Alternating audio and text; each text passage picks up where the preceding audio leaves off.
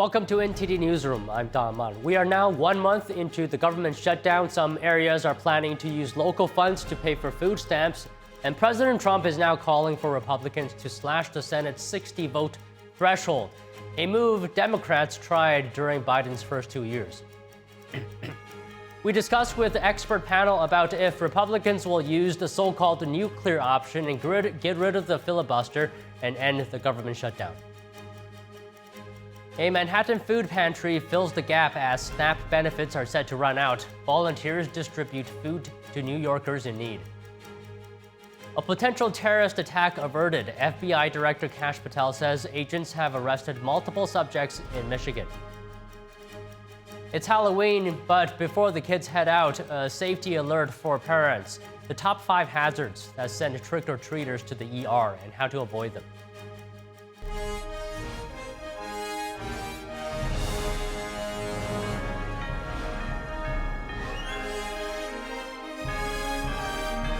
This is NTD Newsroom, live from our global headquarters in New York City. We're now 1 month into the government shutdown, with food stamps set to lapse. Some local governments are resorting to emergency measures. President Trump is calling for Republicans to use the so-called nuclear option to bypass votes needed from Democrats in the Senate. NTD's Melina Weisskopf reports. Lawmakers in Washington, D.C. out of session amid a stalemate and a month-long government shutdown. It means that tens of millions of American families will struggle to keep food on the table because the SNAP program benefits will run dry.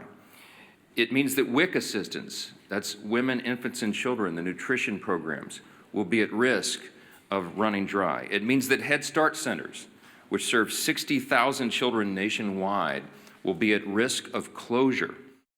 New York has declared an emergency to provide 40 million meals statewide for those who rely on SNAP benefits. It comes as a federal judge weighs ordering the federal government to tap into a $5 billion contingency fund to avoid a lapse in the food stamp program.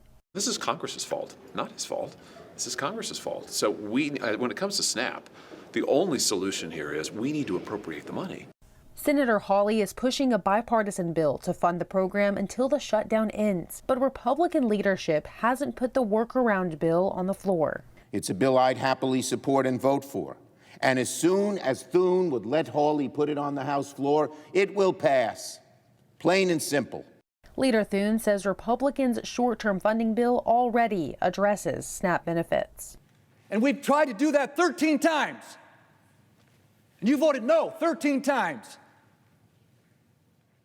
This isn't a political game. These are real people's lives that we're talking about. And you all have just figured out, 29 days in, that, there might be some consequences. Thune says while talks at the leadership level are stalled, it appears bipartisan talks with rank-and-file Democrats are gaining steam. President Trump, though, is done waiting for Democrat buy-in. He's now calling for Republicans to slash the Senate's 60-vote threshold, called the nuclear option. On a late Thursday post, he wrote, "It is now time for the Republicans to play their Trump card and go for what is called the nuclear option. Get rid of the filibuster and get rid of it now." Democrats tried to eliminate the filibuster during Biden's first 2 years, but 2 Democrat holdouts rejected the move. It would allow for the majority party to pass any legislation on a simple majority vote. Some warn it could erode constitutional guardrails that keep the Senate as a deliberative body. Reporting from Washington, D.C., Melina Weisskopf, NTD News. Agriculture Secretary Rollins addressed Americans a day ahead of the lapse of SNAP benefits. She explained why the Department of Agriculture cannot use contingency funds to cover the food stamps. So the fact that the Democrats are saying, but wait, USDA has money in their accounts, why it is really their fault, I've seen it over and over and over from some of their leaders, is absolute false, and it is a lie. We have been saying on October 10th we sent messages out, on October 24th we sent messages out. These benefits end on November 1st. Now, let me get down into a little bit of the details on that to better explain. So there is a contingency fund at USDA, but that contingency fund, by the way, way, doesn't even cover, I think, half of the $9.2 billion that would be required for November SNAP, but it is only allowed to flow if the underlying program is funded. It's called a contingency fund, and by law, contingency fund can only flow when the underlying fund is flowing. So, for example, Rollins said her message to America is that the government is failing them right now, and poverty is not a red or blue issue. She also mentioned a silver lining that there is now a national conversation on the SNAP program. She noted that the cost of the SNAP program rose to new highs during the Biden administration. She said under President Trump, the USDA is making the program more accountable. She said they're stopping illegal immigrants from receiving benefits and rooting out fraud and abuse. Rollins called on Senate Democrats to vote for the continuing resolution and not to hold vulnerable families hostage. Democrats are holding out for extended Obamacare subsidies and walking back Medicaid cuts before agreeing to a short-term funding plan. President Trump has called for Senate Republicans to eliminate the filibuster to end the government shutdown. Joining us to discuss is Bart Marcoy, a former career diplomat, Energy Department official, and presidential campaign policy advisor. Now he's president of Marcoy Partners International Corporation. And we have Robin Biro, a Democratic strategist and former Obama regional campaign director. So good afternoon to you both. Now, before we get into the filibuster debate, news just broke moments ago in the SNAP case that the federal government has been ordered to use contingency funds for SNAP's food aid payments during the shutdown. So Bart, your initial reactions to this? Well, I see these courts, I see these judges making orders superseding the Constitution and superseding American law. It'll be interesting to see whether the administration appeals it. On the basis of principle, they ought to appeal it. On the basis of politics, they may decide not to. But the judge, he or she, has no authority to order that. You heard Secretary Rollins say, without a budget, we are not authorized by law to spend that money. It's not our money to spend until there is a budget. How a judge gets around that, I don't see. But the underlying political pressure, who knows? Who knows what they'll do with that? So Robin, any thoughts on that? There are 27 million people in the United States that use the SNAP program. Every $1 that's spent generates another $1.73 in GDP. So we've got to do this. Funds run out, as we all know, tomorrow. My kids go to school, and they go to school with children who largely receive those benefits. There's our families right here in my community that will starve. We're hosting canned food drives. We're picking up tomorrow, in fact. So, we're trying to pick up the slack, but if we can find a way to legally use those funds from the contingency, I would love to do that so that American families don't suffer, Don. All right, so Bart, what do you think about this? For over 40 million Americans benefit from the federal food assistance. Do you think this situation highlights how perhaps fragile government assistance can be? And do you think has America become too reliant on government assistance as opposed to community bodies like local charities and churches? Yeah, this really, I think it's over 42 million Americans. It really points up the danger of relying on the government for things. When you rely on the government, then the government giveth and the government taketh away. And it is, people used to think that the government was the bedrock of stability and guarantees. And we see that it's not. We see the Democrats using the word leverage over and over and over, saying, this is our leverage, this is our only leverage. And they're leveraging the human suffering that Robin was just talking about. And when I was a kid, there was government relief available, but when you needed food, you went to a church, you went to your family, you went to your neighborhood association, and people gave, and people gave freely. And I mean, our church is working very hard to make sure that nobody goes hungry and trying to help fill in other expenses, utilities and rent and things like that. I think most churches have some sort of program to do that. We work we work hard at the local food bank to make sure that they're full. The demand on them is great, but the community around has risen and met the demand, and the shelves at the food bank are not empty in spite of this increased demand. So yeah, don't rely on the government. Find other charitable sectors. They're much more reliable. You know, Robin, I think Bart raises a good point there that do you think we need to put more emphasis on strengthening communities to help families overcome difficult times such as this? Yes, absolutely. And my church is also doing that. Like I said, my kids' Boy Scout troop is organizing a canned food drive tomorrow. I want to say to the viewers, donations of food and shelf-stable goods are certainly appreciated right now, but I spoke directly with some of our local area food banks. Their funding is actually affected directly because of the government shutdown. So they told me directly that what they need right now are financial donations. So please, by all means, Google your local food banks and help supplement some of their funding, because right now they're not receiving some of the government funds that they usually get to offset their own expenditures. But by all means, also fill up your little neighborhood food pantries. There it's pretty much at every community. There's a little miniature food pantry somewhere in your neighborhood where people can just drive their cars up and pick out exactly whatever they need. So make sure that those shelves are stocked. Yes, just like Bart said, the government giveth and the government taketh away. This shows how fragile that system can be, and nobody wants to see Americans starve. This is America. That should never happen here. Mm-hmm. All right, Bart, back to the topic I mentioned off the top. Do you think, should Republicans use the so-called nuclear option and get rid of this filibuster? I'm strongly opposed to that. The filibuster is a long-honored, time-tested tradition. The Senate is supposed to be the saucer that the hot tea is poured into to cool off. The House passes something.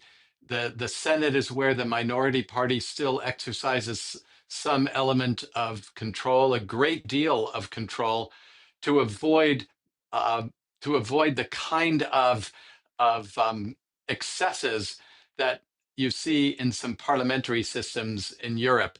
That when the minority party gets a veto, as they have now, as the Democrats have now, even though it irritates me, even though it enrages me, I still want that.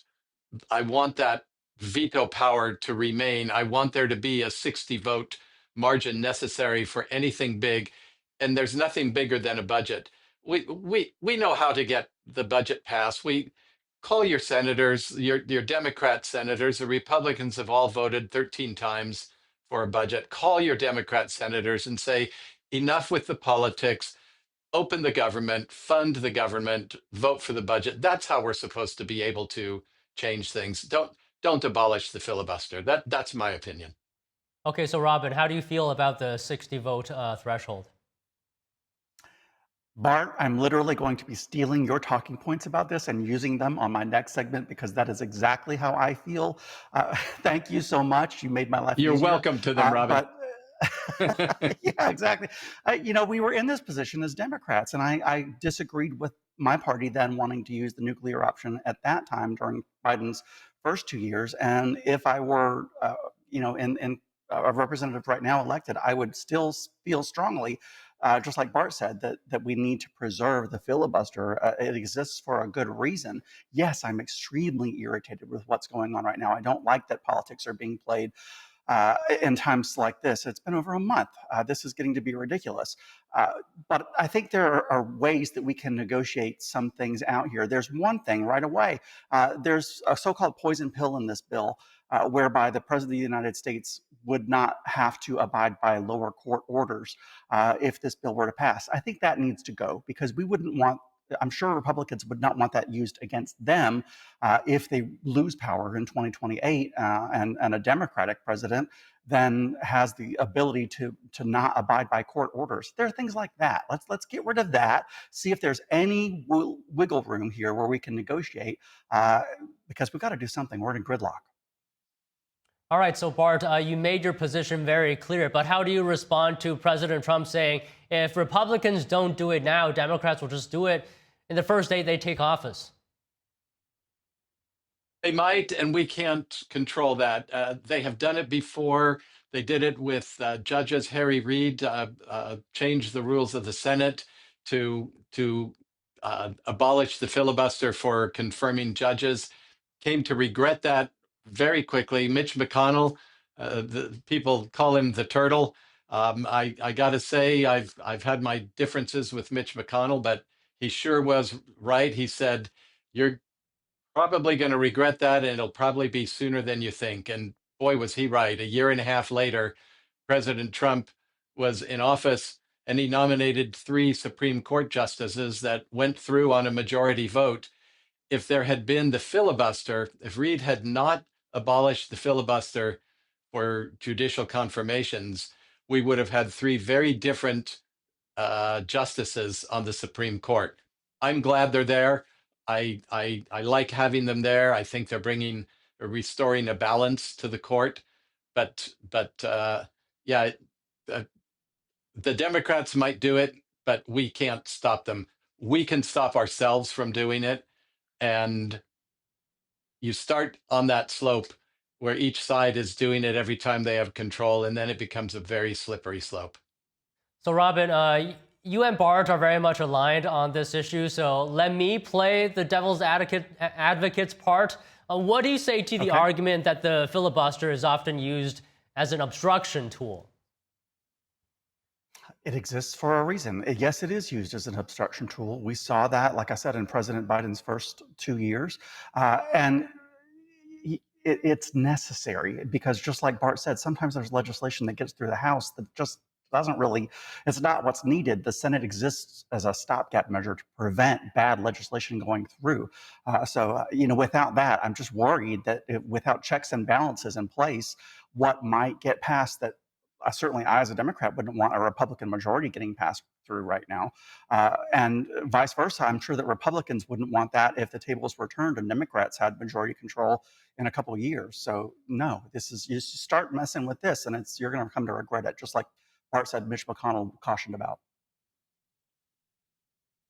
So if a majority of senators, and therefore by extension the voters, support a policy, is it reasonable or not to say that then it should pass?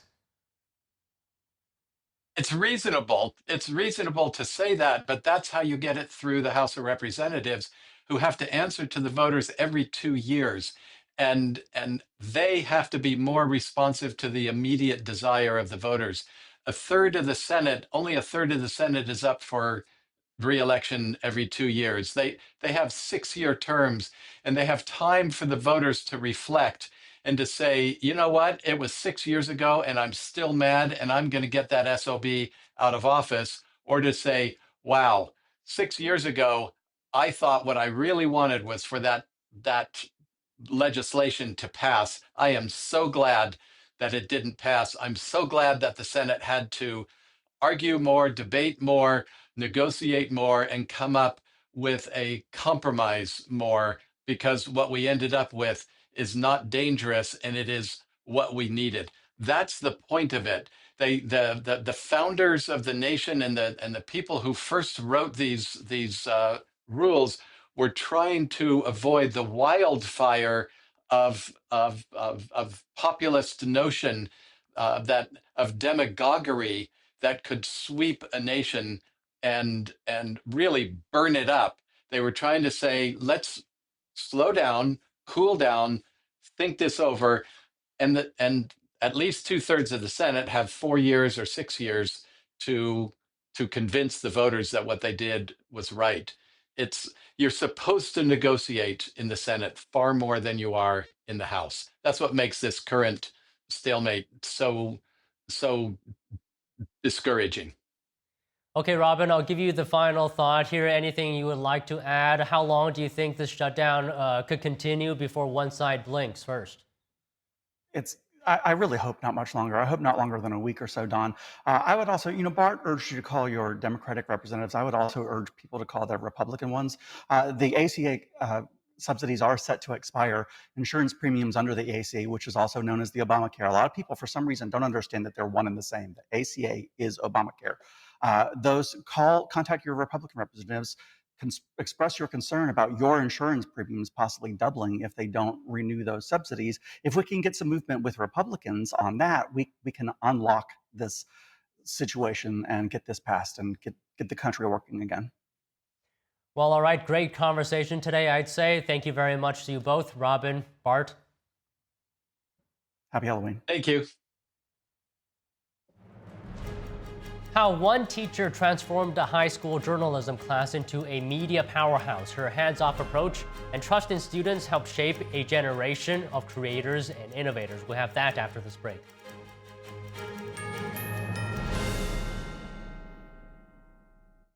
Election season is back. Socialism is on the ballot in New York, and Trump-backed Republicans in Virginia and New Jersey face their Democratic opponents for governor with results that could impact each party's future. Watch these key races and more during our live special coverage with live data analysis and on-the-ground teams. Join NTD's Steve Lance and Tiffany Meyer on Election 2025, Tuesday at 7 p.m. Eastern, only on NTD. Earlier this afternoon, President Trump arrived in Palm Beach, Florida, and talked to the media briefly. Let's take a look at what he said. Happy Halloween and all of that. So we had an amazing trip. We had incredible meetings with President Xi of China.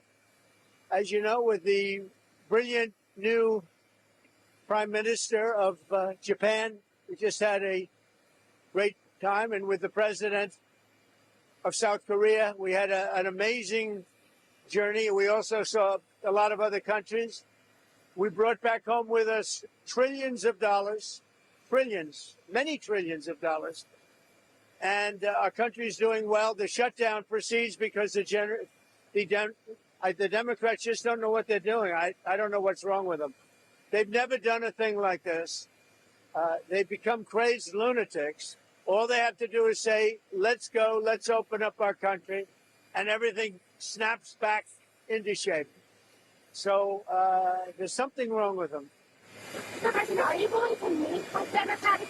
I'm always going to meet. All they have to do is open up the country.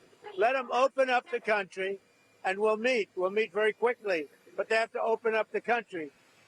It's their fault. Everything is their fault. It's so easily solved.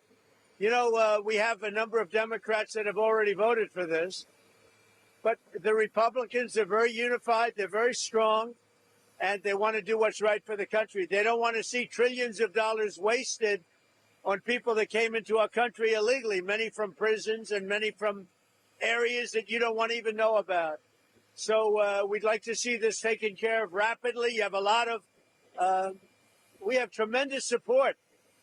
But it's not even support, it's common sense. Open up the country. Obamacare has turned out to be a disaster, as I've been saying for years. It can be fixed or redone. People don't get good health care, and their premiums go up every single year. So we should change it. It's a disaster. Obamacare is bad health care at a very high price. So tonight we have a big celebration of Halloween, and I'll see you later. Thank you very much. President Donald Trump has announced a change at the White House. The president took to Truth Social to show off the renovation. Trump posted, quote, "I renovated the Lincoln bathroom in the White House. It was renovated in the 1940s in an Art Deco green tile style, which was totally inappropriate for the Lincoln era." The president posted photos showing the change. Trump said, quote, "I did it in black and white polished statuary marble.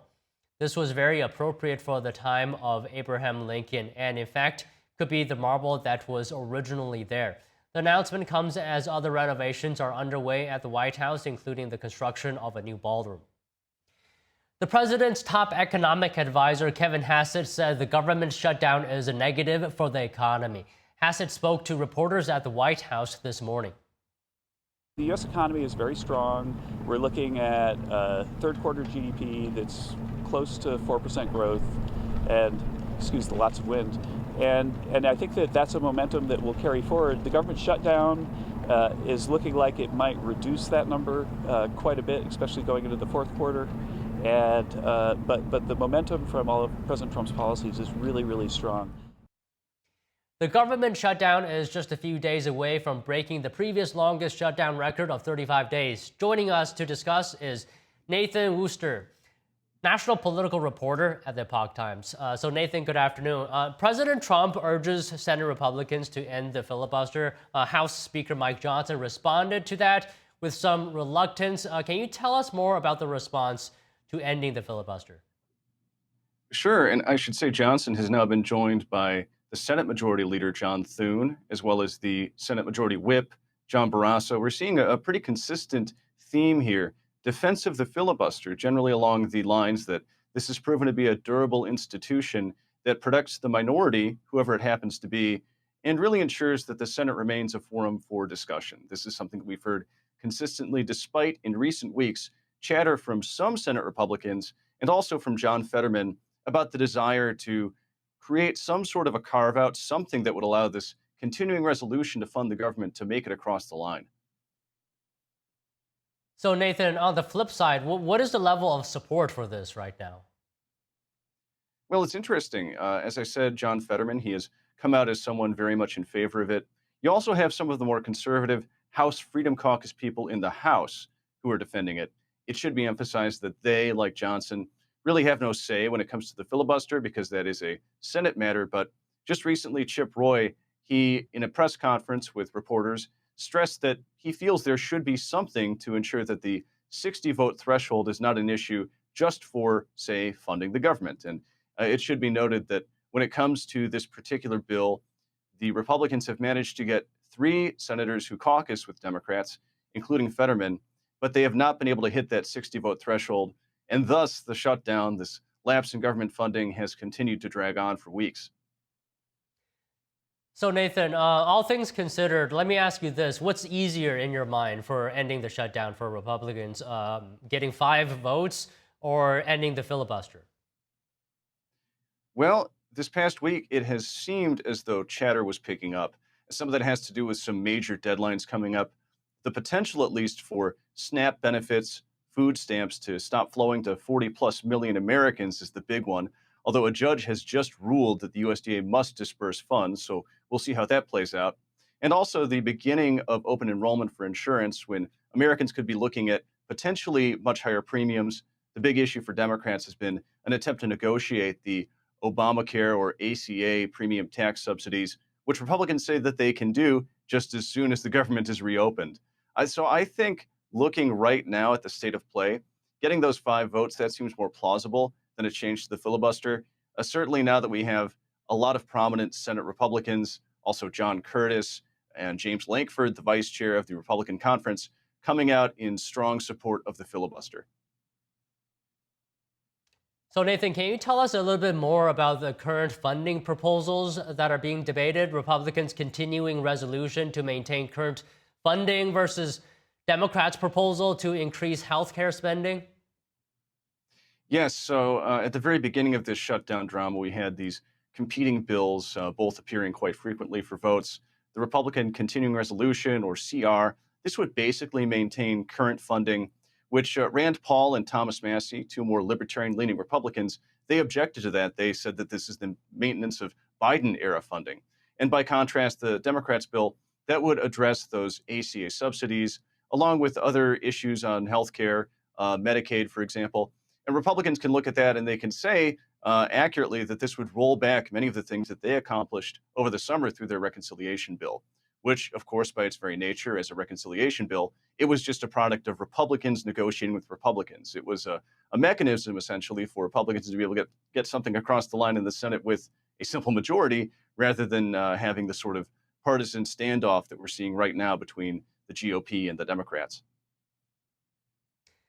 So Nathan, can I ask you, what is the most pressing matter right now, or matters, that's creating urgency, pushing lawmakers to get the government open? Well, there are a few things. I mentioned SNAP and the open enrollment period for health insurance, but 2 others would be air traffic control. Just recently, air traffic controllers received a $0 paycheck. And so understandably, many of them are going absent. They're working other jobs to put food on their tables. And that's driving a lot of flight cancellations and delays. And certainly if the shutdown continues through Thanksgiving, we could see a real fiasco at the nation's airports, along with concerns over safety. And then aside from that, military pay, there's remained a bit of a question mark over that. Vice President Vance just recently said that the military's payday, which is in fact the 31st, is going to be met this time. But Treasury Secretary Scott Bessent, he recently cautioned that given what they have been able to do so far, they could run out of funds. They could be unable to pay the troops at the November 15th pay date. So those are two other big factors to keep an eye on. Okay, so in regards to SNAP, will the Department of Agriculture use contingency funds to keep SNAP running? We just got news that the federal government has been ordered to do so. Yes, and this was a big point of contention between Democrats and Republicans.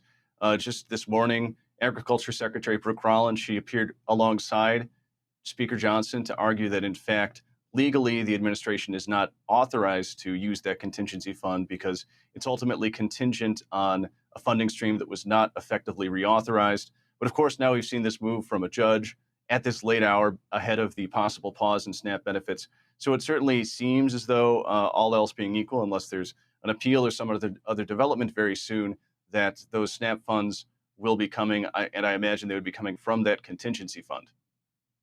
Well, all right, Nathan, always great to speak with you. Thank you for your time today. Absolutely, Don. Glad to be on as always. A JetBlue flight made an emergency landing in Tampa yesterday after suffering a flight control issue. The passenger jet was en route from Cancun, Mexico to New Jersey. JetBlue and the FAA said that the plane made a sudden drop in altitude, resulting in injuries to some passengers. Some were evacuated by medical personnel at the airport. Those needing more care were taken to the hospital. The airline did not disclose the number of injured or the severity of their injuries. Local media quoted Tampa Fire Rescue as saying about 15 to 20 people were taken with non-life-threatening injuries. The FAA is investigating the incident. The Department of Transportation says it's taking aggressive new action to remove unqualified and illegal drug drivers, or rather truck drivers, from America's roads. Transportation Secretary Sean Duffy warned states yesterday that refusing to comply could mean millions lost in federal funding. Here are the details.